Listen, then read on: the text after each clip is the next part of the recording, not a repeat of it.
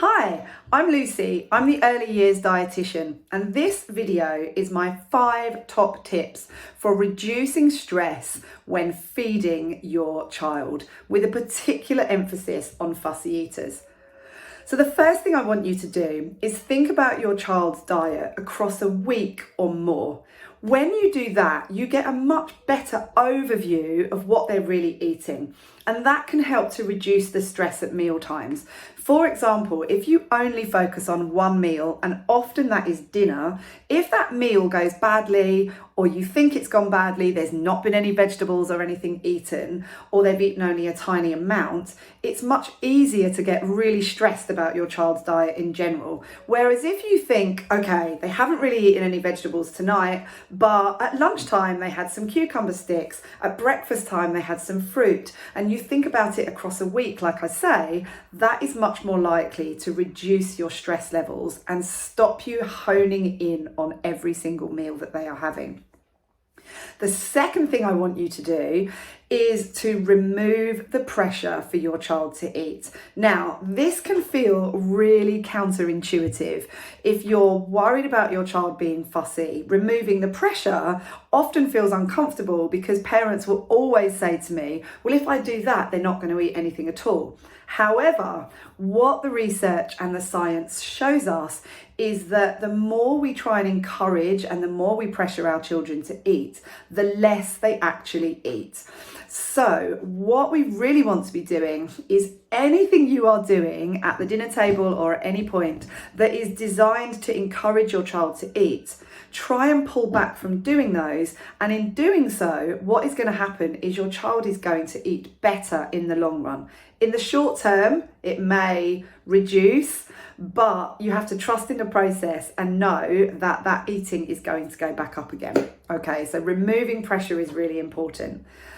The third thing for reducing stress levels around feeding is actually more focused on you. Now, what I want you to do is before you serve a meal, if you can, is take a minute, 2, if that's possible, to really take some time for yourself. So step away from the stress of cooking food whilst your children are there. If you can, literally step into the bathroom or somewhere if they don't follow you in, and take a minute or 2, close your eyes, do some deep breathing, whatever it is to kind of help to calm yourself down. Go and listen to a favourite song.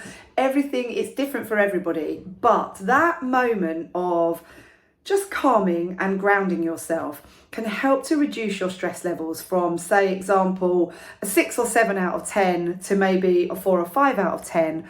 When you then get to the dinner table, if your child complains, says they don't want it, spills a drink, drop their food on the floor, whatever it is that happens that is going to notch your stress levels up, it's much less likely that you are going to have a full eruption and find it super, super stressful.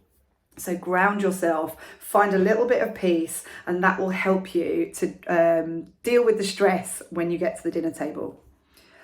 The fourth thing I want to think about and tell you is that it is okay to serve quick, easy meals at time points during the week. We are sold this notion that things need to be perfect. We've got to be super parents. Children should have things when everything is cooked from scratch. And the reality is, it is impossible to do that all the time if you are living a stressful life and you have lots going on. So what I want you to know is that when you are dealing with a fussy eater, creating positive meal times and positive associations with food is as important as the nutrition that is going in. And if you serve up beans on toast or chicken nuggets and chips, and you are able to enjoy that with your child, sit round the dinner table, there's no complaints of they're not eating things, you can focus on togetherness and connection with your child. That is really important. So give yourself permission and say it's actually a positive to serve those meals. And then the final thing I want you to think about is checking your child's growth. And the reason that I say that is the vast majority of people that come to see me about fussy eating come to me and say, I'm really worried that this is impacting my child's growth. They're not going to be where they need to be. I'm worried that they're underweight. And for the vast majority of them, that is not the case.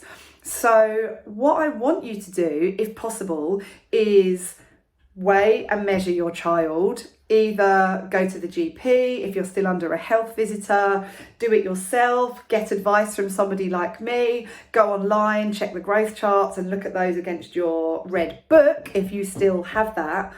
And what you'll be able to see is if you can see that your child is still following a growth curve that they were, and that they are a healthy weight for their height, what that will do is give you some reassurance that actually the food they are having is actually helping them to grow, is absolutely fine. The nutrition is obviously another ball game entirely, but if they are growing really well, we know that there's not concerns in that area. You can literally just remove that stress from your life and stop focusing on it. So hopefully that is useful, those top 5 stress busters, and that can help to bring you some peace at the dinner table. Bye.